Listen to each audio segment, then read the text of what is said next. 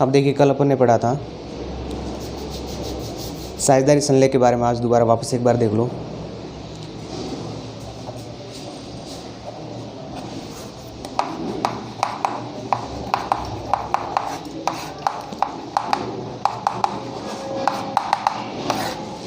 साझेदारी संलेख। साझेदारी संलेख क्या होता है? साझेदारों के मध्य जो लिखित समझौता होता है उसे क्या कहते हैं अपन? साझेदारी संलेख कहते हैं। ठीक है, जो लिखित समझौता होता है उसे क्या कहते हैं?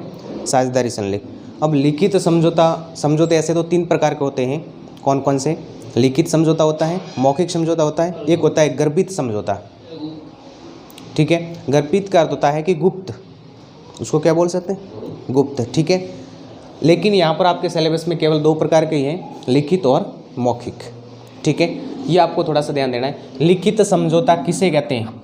आपको कॉपी में नोट करने की आवश्यकता नहीं है, एक बार इसको पढ़ लो। ठीक है, समझ लो एक बार। लिखित समझौता, आप कोई भी सामान्य व्यवसाय करते हो, यहाँ तो उसमें अपन कहते हैं ना अपनी देसी भाषा में, जैसे कि बोली करना, अपन कहते हैं ना बोली करना। ठीक है, उसका अर्थ क्या होता है? उसी को बोलते हैं अपन मौखिक समझौता। अपनी वाणिज्य भाषा में क्या कह सकते हैं अपन? मौखिक समझौता। ठीक है, और जो एक लिखा हुआ होता है जिसको अपन कह सकते हैं इकरारनामा, इकरारनामा होता है ना, उसको क्या बोलते हैं? लिखित समझौता। ठीक है, जो एक लिखा होता है, इसमें किस किस का व्यवसाय कर रहे हो, व्यवसाय का क्या नाम है, कौन कौन से पार्टनर्स हैं, कितने कितने रुपए लगवाए हैं, उनको क्या क्या ब्याज देना है। ठीक है, उसके बारे में संपूर्ण किसमें विवरण होता है? लिखित समझौते में। ठीक है, तो इसको लिखित समझौते को ही अपन क्या कहते हैं? साझेदारी संलेख, जिसको इंग्लिश में बोलते हैं पार्टनरशिप डीड। ठीक है, ये थोड़ा सा ध्यान देना है। अब साझेदारी संलेख में सम्मिलित होने वाली बातें शॉर्ट में लिखवाऊंगा, लेकिन आपको लिंक के साथ में जोड़ते जोड़ते क्या करना है? एक दूसरे को याद करना पड़ेगा। ठीक है, तो इसमें देखिए आगे साझेदारी संलेख में सम्मिलित होने वाली बातें। सबसे पहले फर्म का नाम, सबसे पहले क्या लिखना आपको? फर्म का नाम। फर्म का नाम और पता। अगर आपको फर्म का नाम याद है तो आगे पता तो लिख ही सकते हैं। ठीक है, फर्म का नाम और पता। उसके बाद में दूसरा आप क्या जाएगा? साझेदारों के नाम, साझेदार कौन कौन है और उनका एड्रेस क्या क्या है। ठीक है, पहले तो ये बताइए कि साझेदार किसे कहते हैं? साझेदार किसे कहते हैं? साझेदार यदि किसी संस्था या व्यवसाय में दो या दूसरे व्यक्ति कार्य करता है,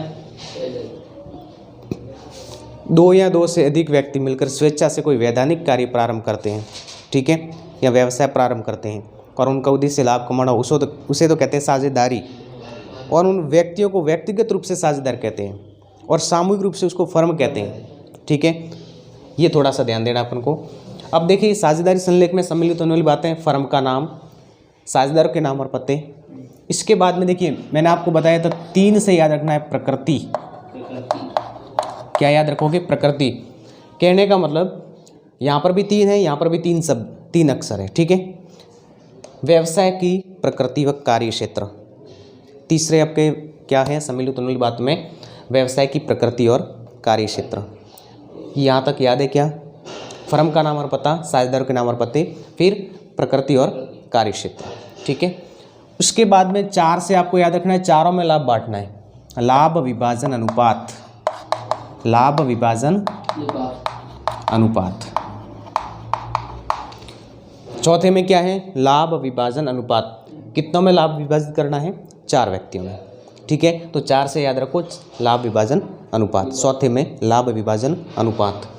5वें में आपको मैंने कहा था, 5वें में प से 5, प से पूंजी। ठीक है, यानी साझेदार की पूंजी, कितनी साझेदार पूंजी है, ए ने कितने लगवाए, बी ने कितने लगवाए, XYZ जो भी आपके साझेदार है उन्होंने कितनी कितनी पूंजी लगवाई, उसके बारे में विवरण किस में है? 5वें पॉइंट में। ठीक है, लाभ का विभाजन 5वें में प से पूंजी और प से 5। ठीक है, फिर आगे तो आपको पता ही है कि पूंजी है तो पूंजी पर ब्याज, पूंजी है तो पूंजी पर ब्याज। फिर पूंजी आ गई है तो इसके बाद आहरण भी ले लो ना। पूंजी का अर्थ होता है कि व्यवसाय में पैसे लगवाना, आहरण का अर्थ होता है कि व्यवसाय से पैसे निकालना। ठीक है, आहरण का शाब्दिक अर्थ क्या होता है? किसी व्यापारी के द्वारा निजी प्रयोग के लिए रुपये या नकद या माल का आहरण करना, यानी निकालना, क्या कहलाता है? आहरण कहलाता है। ठीक है, अब आहरण आपके पास में है तो आहरण पर भी ब्याज तो लगता ही है ना, तो आहरण पर ब्याज, यहाँ तक सबसे पहले कंफर्म करो। सबसे पहले फर्म का नाम और पता, साझेदारों के नाम और पते, प्रकृति व कार्य क्षेत्र, व्यवसाय की प्रकृति और कार्य क्षेत्र। फिर चौथे में है लाभ विभाजन अनुपात, 4 वक्त में लाभ बांटो। 5 से 5, 5 से पूंजी। ठीक है, पूंजी पर ब्याज, आहरण और आहरण पर ब्याज। यहाँ तक तो आपके कोई समस्या नहीं होनी चाहिए, यहाँ तक तो कंफर्म आपको याद होना चाहिए और रटना पड़ेगा। रटोगे तो याद नहीं होगा, ऐसे लिंक से लिंक जोड़ोगे तो आपको याद हो जाएगा। ठीक है, अब आहरण पर ब्याज के बाद में आपको ये ध्यान रखना है कि लेखा पुस्तकें रखने की 9 विधियाँ हैं। कितनी? 9 विधियाँ। यहाँ पे याद रखना 90 में लेखा पुस्तकें रखने की विधि, लेखा पुस्तकें रखने की विधि। ठीक है, लेखा पुस्तकें रखने की विधि, ऐसे मान लीजिए कि 9 विधियाँ अपने, तो 90 में क्या आ जाएगा? लेखा पुस्तकें रखने की विधि। ठीक है, यहाँ तक दिखता है? आगे देखिए, लेखा पुस्तकें रखने की विधि। जब लेखा पुस्तकें रखोगे, लेखा पुस्तकें रखोगे तो उसमें क्या करोगे आप? किसका समायोजन करोगे? साझेदारों के वेतन, कमीशन, बोनस आदि का समायोजन अपन करेंगे। तो यहाँ पे लिखना है अपन को साझेदारों का वेतन, कमीशन और बोनस। ठीक है, याद हो रहा है ना धीरे धीरे? 8 तक तो आपको क्लियर है। 90 में 9 लेखा पुस्तकें रखने की विधियाँ। ठीक है, 10वें में जब लेखा पुस्तकें आपके पास में है तो उसमें क्या? वेतन, कमीशन, बोनस का क्या करोगे? समायोजन करोगे। याद करना है आपको परफेक्ट रूप से। आगे देखिए 11वां पॉइंट, एक एक खातों का अंकेक्षण। खातों का अंकेक्षण 11वां पॉइंट क्या है आपके? खातों का अंकेक्षण। ठीक है, यानी एक एक खातों का अंकेक्षण। जब आपने लेखा पुस्तकें रखी है, उसके बाद में आपने वेतन, कमीशन, बोनस का समायोजन किया है, इसके बाद में आपको क्या करना पड़ेगा? खातों का अंकेक्षण। अंकेक्षण का अर्थ ये होता है कि लेखापाल या अकाउंटेंट या सीए उसके पास में जांच करवाना, खातों की क्या करना? जांच करवाना। ठीक है, उसी को क्या कहते हैं अपन? अंकेक्षण। इंग्लिश में इसको ऑडिट बोलते हैं। क्या बोलते हैं? ऑडिट बोलते हैं। ठीक है, तो 11वें पॉइंट में क्या है? अंकेक्षण, एक एक खातों का अंकेक्षण। ठीक है, फिर इसके बाद में अंकेक्षण होगा कब? खातों की जांच कब होगी? जब अवधि समाप्त हो जाती है तब होती है ना। जैसे कि 12 माह के अंत में खातों की जांच होती है, ये तो पता है ना आपको। तो 12 माह के अंत में खातों की जांच होगी। तो यहाँ पे 12वें पॉइंट में आ जाएगा साझेदारी की अवधि, साझेदारी की अवधि यहाँ पर। ठीक है, ध्यान रखना, साझेदारी की अवधि। खातों का अंकेक्षण, अंकेक्षण कब करोगे? जब साझेदारी की अवधि समाप्त होगी। अब देखिए आपके पास में साझेदारी की अवधि समाप्त हो गई है, और ऐसे अगर याद नहीं रहे तो साझेदारी की अवधि हमेशा 12 माह होती है। कितनी होती है? 12 माह होती है। ठीक है, तो 12 में साझेदारी की अवधि, हाँ 1 अप्रैल से 31 मार्च ये वित्तीय वर्ष होता है। ठीक है, तो यहाँ पर देखिए साझेदारी की अवधि में 12 माह होते हैं, और 12वें पॉइंट में क्या है? साझेदारी की अवधि। ठीक है, अब आपके देखिए 12 माह क्लियर हो गए हैं, साझेदारी की अवधि पूरी हो गई, तो आपने जो भी ऋण लिया है उसके ऊपर ब्याज तो देना पड़ेगा। अगर कोई संस्था का ऋण है तो उसके ऊपर क्या करना पड़ेगा? ब्याज तो देना पड़ेगा।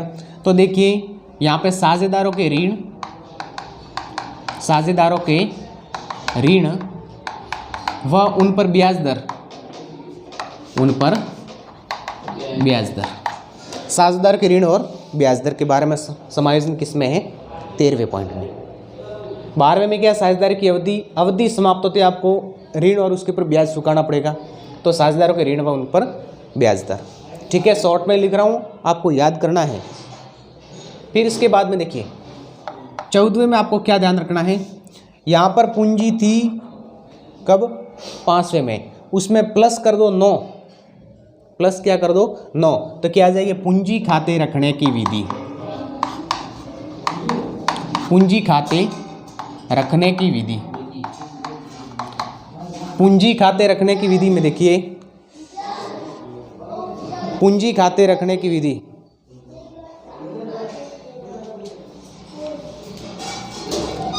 पूंजी खाते रखने में देखिए यहाँ पर आपके लेखा पुस्तकें रखने की भी 9 विधियाँ थी, और यहाँ पर आपके 5वें पॉइंट में क्या है, पूंजी है, और इसमें 9 जोड़ोगे तो आपके पूंजी खाते रखने की भी विधि आ जाएगी। भाई 90वें पॉइंट में क्या था, लेखा पुस्तक रखने की विधि। 5वें पॉइंट में क्या है, पूंजी। अगर इसमें भी आप +9 करोगे ना तो कितने हो जाएंगे, 14, और यहाँ पे क्या आ जाएगा, पूंजी खाते रखने की विधि। यहाँ पर थी लेखा पुस्तकें रखने की विधि, जबकि पूंजी में +9 कर दो तो क्या आ जाएगा, पूंजी खाते रखने की विधि। ठीक है, अब यहाँ पर देखिए पूंजी खाते रख रहे हो, खोलो इसको, पूंजी खाते रख रहे हो तो इसमें आगे देखिए 15वें में आ जाएगा साझेदारों के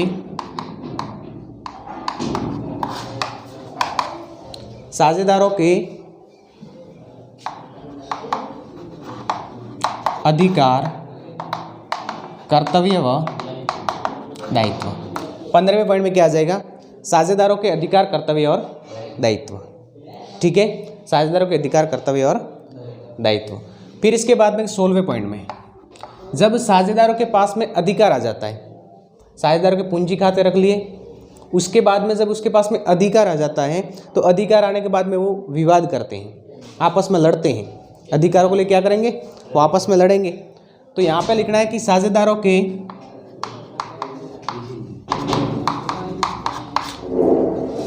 के अगर अधिकार प्राप्त हो जाए तो विवाद करेंगे। ठीक है, साझेदारों के अगर अधिकार प्राप्त हो जाता है तो विवाद करेंगे। तो यहाँ पे देखिए साझेदारों के विवाद पर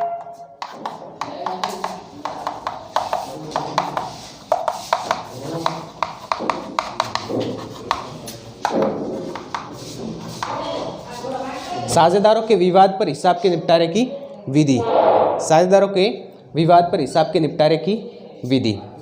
ठीक है, जब उसको अधिकार प्राप्त हुए तो क्या हुआ, विवाद हुआ, तो विवाद पर हिसाब के निपटारे की विधियाँ। ठीक है, फिर इसके बाद में आगे देखिए, जब 2 साझेदार आपस में लड़ते हैं तो फायदा किसको होता है, तीसरे को। 2 आपस में लड़ेंगे तो फायदा किसको होगा, तीसरे को। ठीक है, जब तीसरे को फायदा रहे, कहने का मतलब क्या हुआ, नए साझेदार का प्रवेश। ठीक है, 2 वो लड़ रहे हैं पुराने, नया साझेदार प्रवेश करेगा तो नए साझेदार का प्रवेश। तो यहाँ पर नए साझेदार का प्रवेश। फिर इसके बाद में आपको ध्यान रखना है 18 में है ख्याति, 18 में है ख्याति। ठीक है, 18 में ख्याति है, लेकिन किन किन कंडीशनों में ख्याति का मूल्यांकन करोगे आप, तो उसमें देखिए नए साझेदार का प्रवेश हो, नए साझेदार के प्रवेश, किसी साझेदार की मृत्यु या फिर अवकाश ग्रहण, किसी साझेदार की मृत्यु या अवकाश ग्रहण, या फिर लाभ विभाजन अनुपात में परिवर्तन, लाभ विभाजन अनुपात में परिवर्तन हो, लाभ विभाजन अनुपात में परिवर्तन हो, तो ख्याति का मूल्यांकन और लेखा, ख्याति का मूल्यांकन व लेखा। एक ध्यान रखना है, प्रश्न ये भी बन सकता है कि फर्म का पुनर्गठन किन किन परिस्थितियों में होता है, फर्म का पुनर्गठन किन किन परिस्थितियों में होता है, तो यही परिस्थितियां हैं 4। फर्म का पुनर्गठन किन किन परिस्थितियों में होता है, नए साझेदार के प्रवेश पर भी फर्म का पुनर्गठन होता है, उसकी मृत्यु, अगर कोई साझेदार है और उसकी मृत्यु हो जाए तो, अगर वो कोई साझेदार अवकाश ग्रहण करता है तो, या फिर लाभ विभाजन अनुपात में परिवर्तन आप कर रहे हो तो भी फर्म का पुनर्गठन होगा। इन्हें कोई ना कोई परिवर्तन हो जाता है फर्म में तो उसको क्या बोलते हैं, फर्म का पुनर्गठन। ये चारों कंडीशन में फर्म का पुनर्गठन होता है। ये प्रश्न बना हुआ है कि फर्म का पुनर्गठन किन किन परिस्थितियों में होता है। ठीक है, तो ये चारों परिस्थितियाँ हैं, और इसमें ख्याति का मूल्यांकन और उसका लेखा कैसे करना है, इसके बारे में 18वें पॉइंट में आपके वर्णन है। ठीक है, अब 19वें पॉइंट में देखिए, 19वें में क्या है, ऐसे भी देखा जाए तो 19वां पॉइंट अपन अशुभ मानते हैं। 19 कहते हैं 19 को अशुभ मानो आप। ठीक है, अशुभ मानते हैं यानी किसी भी साझेदार के अवकाश ग्रहण या मृत्यु पर, किसी भी साझेदार के अवकाश ग्रहण या फिर मृत्यु पर, अवकाश ग्रहण या मृत्यु पर हिसाब के निपटारे की विधि, हिसाब के निपटारे की विधि। ठीक है, 19वें में अशुभ मानो क्योंकि साझेदार की मृत्यु हो रही है तो 19वां अशुभ ही होगा, किसी की मृत्यु होती तो 19वां क्या हो जाएगा, अशुभ हो जाएगा। ठीक है, इसके बाद में 20वें में 20 पूरे कर दो, उसके बाद में यानी फर्म का समापन। 20 तक क्या हो जाता है, काम पूरा हो जाता है। 20 के पीछे 0 भी आ जाता है, यानी फर्म का समापन हो जाएगा। फर्म का समापन और उनकी परिस्थितियाँ, फर्म का समापन व उसकी परिस्थितियाँ। ठीक है, 21वें पॉइंट में क्या आ जाएगा, फर्म के समापन पर हिसाब के निपटारे की विधि। फर्म के समापन पर हिसाब के निपटारे की विधि।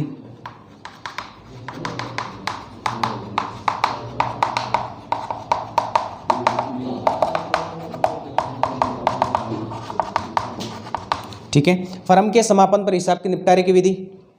और 22वें में आपको पता ही है, गार्नर बनाम मरे नियम का प्रयोग। गार्नर बनाम मरे नियम का प्रयोग।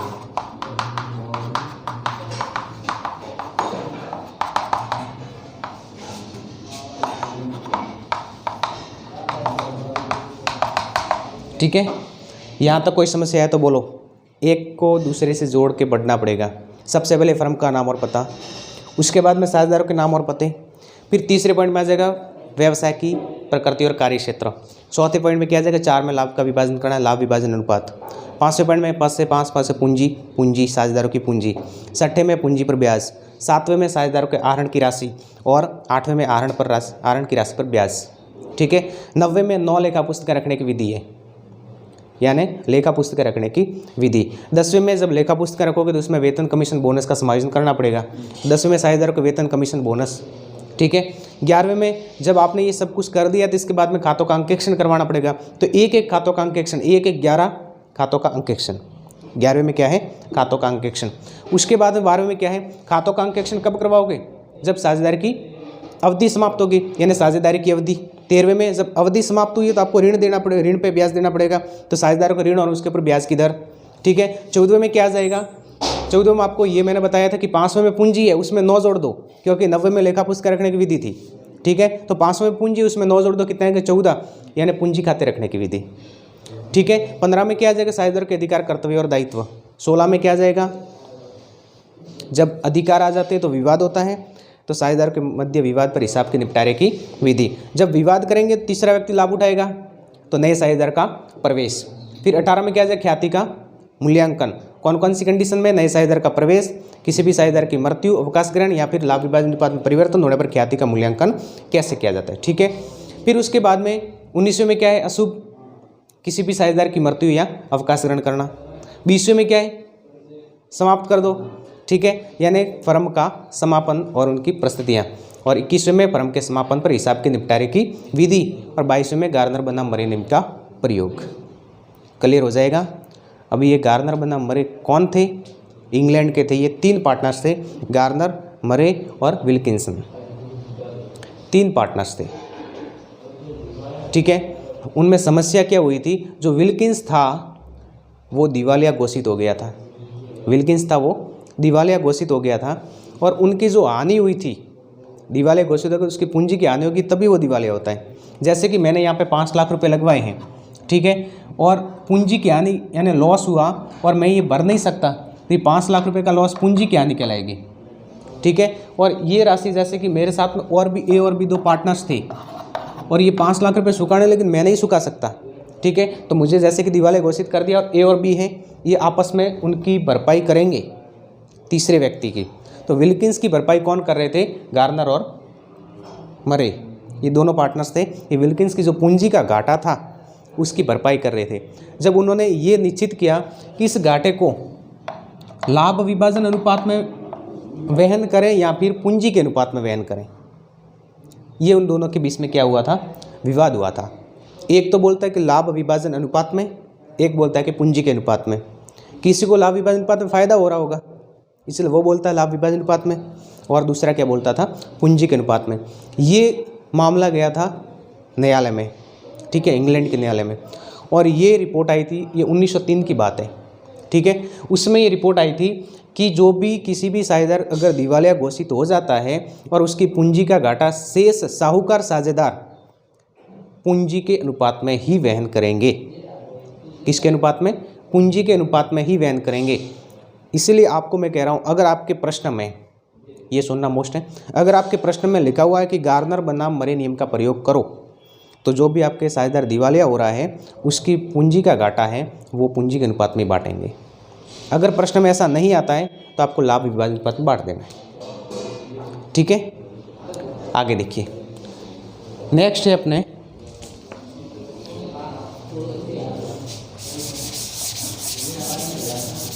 साझेदारी संलेख के अभाव में लागू होने वाले नियम।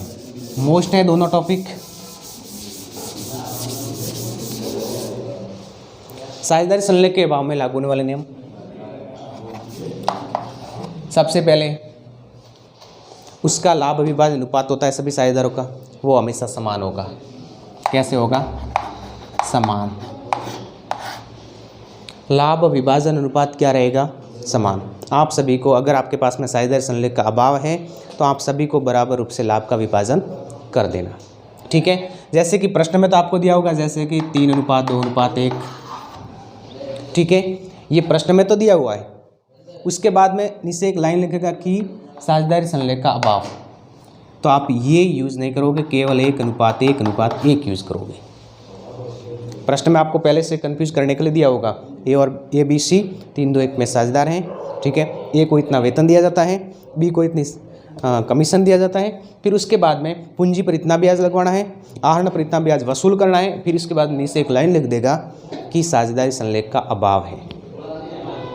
अगर ये प्रोसेस, ये लाइन आ जाए ना, तो न तो किसी को ये अनुपात में बांटना है, केवल समान अनुपात में बांटे जाएंगे, न पूंजी पर ब्याज दिया जाएगा, न किसी भी साझेदार को कोई पारिश्रमिक दिया जाएगा। ठीक है, न आहरण पर ब्याज वसूल किया जाएगा। लेकिन एक ध्यान रखना है, अगर किसी भी साझेदार ने ऋण दिया है, किसी भी साझेदार ने अगर ऋण दिया है तो ऋण पर 100% वार्षिक दर से ब्याज दिया जाएगा। ऋण पर कितना है? 100% वार्षिक दर से ब्याज दिया जाएगा। ठीक है, तो इसमें कौन कौन से प्रोसेस आता है? समान लाभ विभाजन अनुपात रहेगा। ठीक है, दूसरा क्या प्रोसेस है?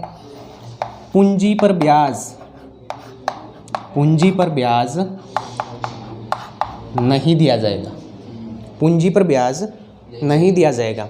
फिर इसके बाद में आहरण पर ब्याज, आहरण पर ब्याज नहीं वसूला जाएगा, बिल्कुल, क्योंकि आहरण पर ब्याज तो प्राप्त होता है फर्म को। ठीक है, पूंजी पर ब्याज है वो साझेदार को देना पड़ता है, आहरण पर ब्याज है वो साझेदार देते हैं। ठीक है, फिर उसके बाद में देखिए आहरण पर ब्याज नहीं वसूला जाएगा। नेक्स्ट देखिए, किसी भी साझेदारों को कोई पारिश्रमिक नहीं दिया जाएगा, जैसे कि वेतन, कमीशन, बोनस आदि जो भी है वो सभी पारिश्रमिक में आ जाता है। ठीक है, इसको इंग्लिश में बोलते हैं रिम्यूनरेशन। ठीक है, और इसके ऊपर कोई वेतन, कमीशन, बोनस वगैरह नहीं दिया जाएगा। ठीक है, फिर आगे देखिए, यदि कोई साझेदार है और वो ऋण देता है, फर्म को क्या देता है? ऋण देता है, तो उसको 100% वार्षिक दर से, 100% वार्षिक दर से क्या दिया जाएगा? ब्याज दिया जाएगा। उसको 100% वार्षिक दर से ब्याज दिया जाएगा। इसमें भी आपको कंफ्यूज करेंगे। कैसे? प्रश्न ये पूछे गए कि ए ने फर्म को जैसे कि 20,000 का ऋण दिया और फिर नीचे लिखा होगा कि 12% उसको ब्याज देना है।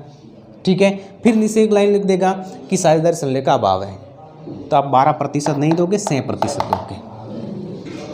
ठीक है, फिर आगे देखिए, प्रत्येक साझेदार को फर्म का संचालन करने का अधिकार है। यानी कोई भी साझेदार, सभी साझेदार, प्रत्येक साझेदार को ये अधिकार है कि वो फर्म का संचालन करे। ठीक है, तो प्रत्येक साझेदार को फर्म के संचालन का अधिकार है और प्रत्येक साझेदार को फर्म की लेखा पुस्तकें, हाँ, लेखा पुस्तकें देखने का अधिकार है, निरीक्षण करने का अधिकार है और प्रतिलिपि प्राप्त करने का अधिकार है। प्रतिलिपि का अर्थ होता है हार्ड कॉपी। ठीक है, वो प्राप्त करने का अधिकार है। क्लियर है? ये 7 आपको इसमें याद रखने हैं। वापस एक बार देखो, सभी को समान रूप से लाभ विभाजन किया जाएगा। ठीक है, फिर उसके बाद में पूंजी पर ब्याज नहीं दिया जाएगा, न आहरण पर ब्याज वसूल किया जाएगा।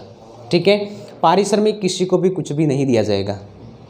फिर उसके बाद में अगर कोई ऋण देता है साझेदार तो उसको 100% वार्षिक दर से ब्याज दिया जाएगा।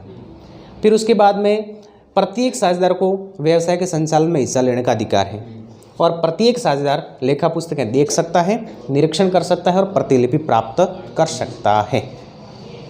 यहाँ तो कोई समस्या है? अगर ये दोनों अगर क्लियर कर दो तो एक प्रश्न आपके 100% क्लियर हो गया, दोनों में से एक का प्रश्न आएगा।